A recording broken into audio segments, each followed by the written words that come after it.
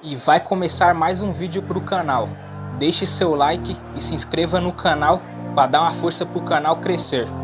Fala moçada, beleza? Bruno Formiga segue vivo, de maneira inacreditável, matando um leão por dia e o sarrafo subindo cada vez mais. Agora chegou a vez do desafiante Mauro Betting, uma legião de seguidores, muito conhecimento nas costas, uma enciclopédia e um desafio enorme para eu seguir vivo neste programa, o melhor de 10 até aqui. Você vai me deixando e eu conto o que eu siga. Lembrando, quem tá chegando agora, a regra é simples, são 10 perguntas iguais, tanto para um quanto para outro, e a gente responde em no máximo 45 segundos cada pergunta. No final das contas, você vai pegar os argumentos, as respostas, ver com quem você concordou mais e, pum, tacar o seu like no comentário fixo que fica tanto no Instagram, quanto no Facebook, quanto no YouTube, beleza? Chegou a vez do meu desafiante molhar o bico. Fala, gente, eu sou o Mauro Betting, com uma barba de visconde de sabugosa, de náufrago, ou de Bruno Formiga, de pai, de avô, de bisavô do Bruno Formiga, esse cracaço do esporte interativo que tá levando tudo. É Bruno Formiga contra Rapa, mas era até hoje. Não que eu ache isso, mas tem que defender o meu. E pra defender, você não precisa sair atacando. O Bruno Formiga já explicou todas as regras, mas faça o seguinte, veja os argumentos dele, vomite neles e, evidentemente, jogue confetes pra mim. Pode passar o pano mesmo, pode bater palmas, é isso mesmo. Estamos aqui pra lacrar mesmo. E faça o seguinte, pra lacrar, pra eu poder vencer esse melhor de 10, curta o meu comentário. Eu tô com o Mauro, não tô com Formiga, delete o Formiga, eu não sei o que fazer. Mas você sabe o que eu vou estar falando. Então façam junto comigo. Tamo junto. Melhor driblador da história. Bem, eu como sou um grande defensor do futebol moderno, eu vou ficar na era mais recente do futebol. Eu poderia ir no Garrincha, por exemplo, no Denner, mas eu fico com Ronaldinho Gaúcho. Inclusive perdeu uma enquete recente na França pro Messi, o que causou um grande alvoroço. Mas eu acho que do ponto de vista da plástica, da surpresa, da inventividade, ele no auge foi bem objetivo também. Eu fico com o Ronaldinho Gaúcho, mesmo entendendo que em vários momentos o Messi talvez tenha driblado mais vezes, tenha conseguido mais vezes o objetivo, mas o Ronaldinho, acho que o drible também é uma diversão e ele conseguia divertir e também usar a ferramenta em prol do jogo. Então, Ronaldinho Gaúcho. Quem é o melhor driblador da história do futebol? Pelé é de outro planeta. E do planeta de onde veio o Pelé tem um satélite chamado Messi. Mas desse mundinho aqui, era um cara que jogava outro jogo. Diria Drummond, que era um cara gauche, embora a ponta direita o maior de todos, era o Garrincha, que praticamente ganhou sozinho o bicampeonato mundial em 62, ainda que tivesse outros 14 companheiros, ou 14 com ele, 13 companheiros, campeões do mundo nas festas em 58. O Garrincha fez gol de esquerda, fez gol de direita, fez gol de falta, fez gol de cabeça, fez de tudo. Fez um monte de gol junto com a Elza Soares, que é uma outra história. Mas o fato é que, digamos, neste século, ou em todos os tempos, o ganhador do prêmio Garrincha de dribles é o Messi. Então seria o nome do prêmio, Garrincha, o maior driblador. Bem, quantos clubes entram com chances de título no Brasileirão 2020? Fora o Flamengo, que tem tudo para ser octa, Palmeiras tem potencial, com o Luxemburgo ou não, porque a gente não sabe nada, a gente não sabe nem se vai ter campeonato em 2020, mas eu diria o Palmeiras, até por tudo que tem feito, pelos investimentos feitos e pela base que sobe. O Grêmio vem forte, eu acredito que o São Paulo, se deixar o Diniz e se mantiver um elenco que não tenha acontecido nos últimos piores anos são paulinos, o São Paulo vai estar junto com o Grêmio e com o Palmeiras nessa parada, brigando arduamente para ver quem vai ser um grande vice, porque o grande campeão, ainda mais se o campeonato for por pontos corridos, é o maior time que eu vi na vida neste século. É o Flamengo do Jorge Jesus, e mesmo se o Jesus não ficar, é um Flamengo absurdo, porque já era ótimo e ficou ainda melhor com os reforços. Flamengo, Palmeiras, Atlético Mineiro, por conta do São Paulo e de um elenco que é bom, e o Internacional, acho que são times para ficar de olho. Para mim são esses 4, e aí vai ter gente correndo por fora, por exemplo, o Grêmio, que acho que em termos de elenco fica um pouco aquém dos outros, mas seriam esses 4. Estádio mais bonito do Brasil, sou suspeito para falar porque eu sou apaixonado pela nova Fonte Nova. De todos os estádios que eu fui pessoalmente, esse foi o que mais me impactou, porque manteve o dique do Tororó, manteve aquela fenda que respira o estádio. Ele é lindíssimo, assim. Tem outros que eu me amarro, por exemplo, o Beira-Rio, eu acho maravilhoso, mas eu acho a Fonte Nova um estádio muito especial, que é muito ligado à sua origem, à sua essência, e a reforma não fez a Fonte Nova perder esse traço. Para mim, o mais lindo estádio do espírito, inclusive acaba sendo mais seguro, é o Pacaembu, que agora vai completar 80 anos no 27 de abril, porque é um estádio escavado no morro, né, num vale, e se mantém o mesmo belíssimo, inspirado no estádio de Berlim, que também é fantástico, dos Jogos de 36, e que foi palco da final de 2006. Claro que o maior templo, não só do Brasil, mas do futebol mundial, olha o quero-quero, falando de grama de estádio, aparece um quero-quero. É o Maracanã. O Maracanã é espetacular, o New World, o Maracanã com geral mais ainda. Mas pra mim o mais lindo estádio onde se vê o jogo sempre é o Pacaembu.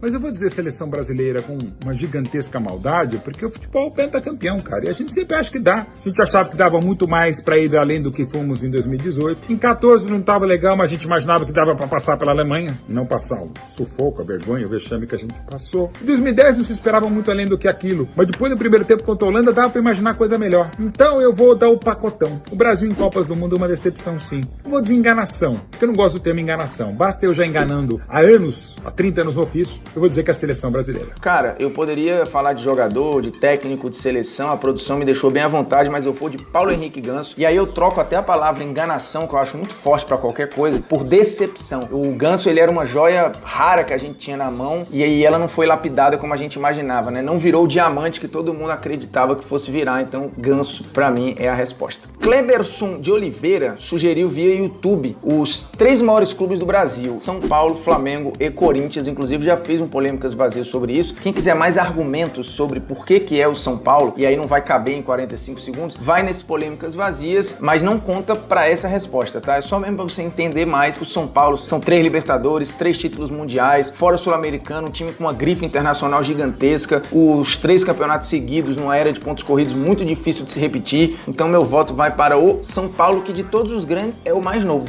Cara, pelos rankings de 4 distintos critérios, o Palmeiras foi o campeão do século XX, mesmo não ganhado um Mundial, e dá pra discutir muito a Copa Rio de 51. Mas você tem o São Paulo tricampeão do mundo, ganharia o tricampeonato 2005, você tem o Grêmio tricampeão da América, você tem o Santos tricampeão do mundo e teve Pelé, tantas conquistas internacionais. É muito difícil o critério, mas eu vou pegar pelo momento, pela fotografia do momento, até pelo potencial hoje e pro futuro, eu vou nessa ordem: Flamengo em primeiro, Palmeiras em segundo e Grêmio em terceiro. Maior ídolo de um clube brasileiro, pra mim, é mole. Essa não é fácil, não. Começando pelo futebol do Rio, você tem uma bandeira que até foi presidente Dinamite, você tem a enciclopédia Newton Santos, você tem o Rivelino, que também foi o maior craque da história do Corinthians, e vou pular o Zico pra ir pra São Paulo. Você tem Pelé, que é de outro planeta, tem Rogério Ceni, mito tricolor, você tem o Divino Ademir da Guia no Palmeiras junto com o São Marcos, você tem Marcelinho Carioca, o maior vencedor, você tem o craque Neto, o xodó da Fiel, tem o maior craque, que é o Rivelino. Em Minas você teve um espetacular Cruzeiro do Dirceu Lopes e do Tostão, tem o Reinaldo maravilhoso no Galo, jogador fantástico, e aí eu vou pro Sul, na maior rivalidade pra mim do país, que é Grenal. Aí você tem Renato, que é uma estátua como jogador e como treinador, tem Paulo Roberto Falcão, o rei de Roma e rei do Beira-Rio, mas eu vou dizer, ídolo desse tamanho, Zico no Flamengo. Zico, ele basicamente construiu a identidade do Flamengo, desse Flamengo gigantesco, desse Flamengo nacional, desse Flamengo que se transformou numa nação. Essa nação tem muito do Zico, porque outros clubes têm até discussão, você fala o time de fulano, aí você vai debater 3, 4 nomes. O Flamengo não tem briga, e, inclusive o aniversário do Zico é tratado como Natal pelos flamenguistas, porque o Zico é quase que um salvador para os flamenguistas, então a resposta é essa. Qual seleção teve a geração mais supervalorizada da história? A Inglaterra, na metade dos anos 2000, aquela geração que chegou a ter Beckham, Lampard, Gerrard, Rooney, Owen, essa geração que chegou até a ficar fora, inclusive, de Eurocopa em 2008. E em Copa do Mundo, o máximo que fez foi chegar em quartas de final, inclusive sendo eliminado pelo Brasil em 2002. Seleção que sempre em campo foi muito pior do que era no papel. Um ótimo time do ponto de vista individual, coletivamente, nunca funcionou. Difícil isso aí também, mais uma pegadinha, hein, cara. A Argentina do Bielsa de 99 a 2002 era maravilhosa, mas justamente na Copa de 2002 pegou uma fase de grupo terrível e não passou nem da primeira fase.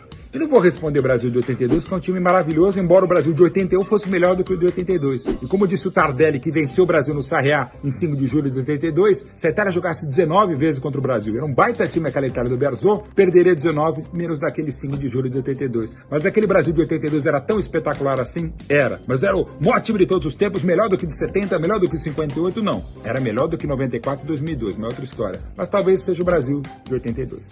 De 1971 pra cá, o jogador mais decisivo numa única temporada de brasileiro, de primeiro eu penso em 2. O Alex, espetacular do Cruzeiro, multicampeão da Tríplice Coroa de 2003, o primeiro por pontos corridos. O Edmundo de 97 foi demais, é um grande artilheiro histórico do brasileiro e foi espetacular naquele Vasco do Antônio Lopes, cara. Eu fico entre o Alex e o Edmundo, e todo o carinho do mundo por 2 que jogaram no meu time, embora não estivesse nem em 97, mas em 97 o Vasco ganhou do Palmeiras na final, merecidamente, e o Alex foi um fundamental em 2003, quando o Palmeiras estava na Série B, né? Cara, entre Alex e Edmundo, um é mata-mata, outro pontos corridos, os 2 geniais, cada um na sua característica. Ai, velho, Alex Edmundo, os dois muito bons, cara. Edmundo. Eu vou de Alex em 2003, muitas assistências, 23 gols. Lembrando que em 2003 ele deu 39 assistências na temporada, praticamente metade só no Campeonato Brasileiro. E aí a gente tá falando de um campeonato de pontos corridos que precisa de regularidade. Ele foi regular em quase todos os jogos, mas sendo brilhante nessa regularidade que foi lá em cima. E as atuações maravilhosas, né? Lances que são emblemáticos. E sim, acho que o Alex jogou mais, foi mais genial e tão decisivo quanto, por exemplo, o Edmundo em 97, que seria uma disputa legal aqui, mas Alex em 2003. Raul Inácio sugere pelo IGTV para eu montar minha seleção de todos os tempos e aqui eu vou só nos caras que eu vi, tá bom?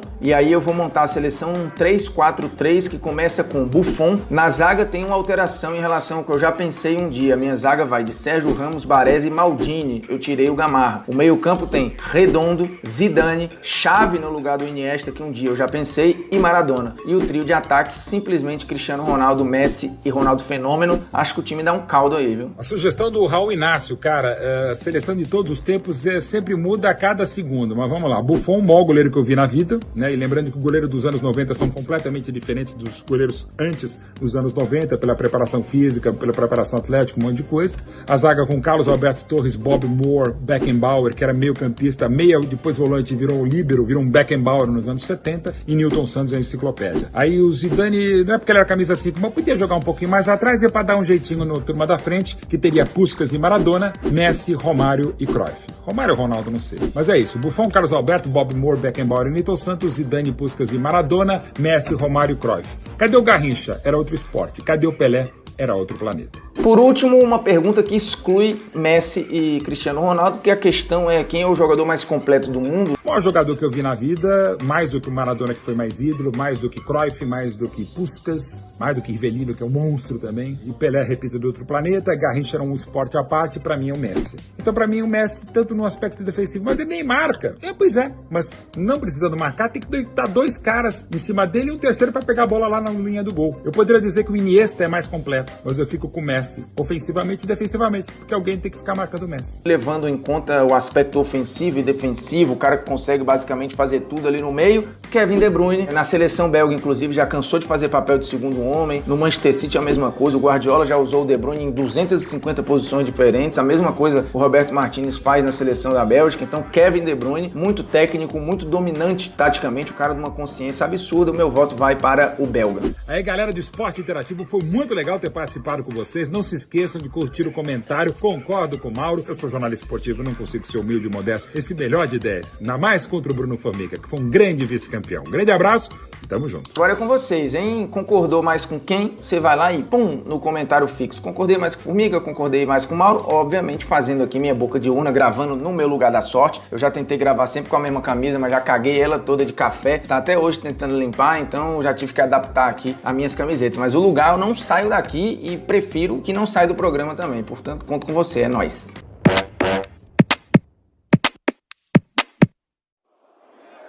E é isso, galera. Esse aqui foi mais um vídeo. Deixe seu like e se inscreva no canal.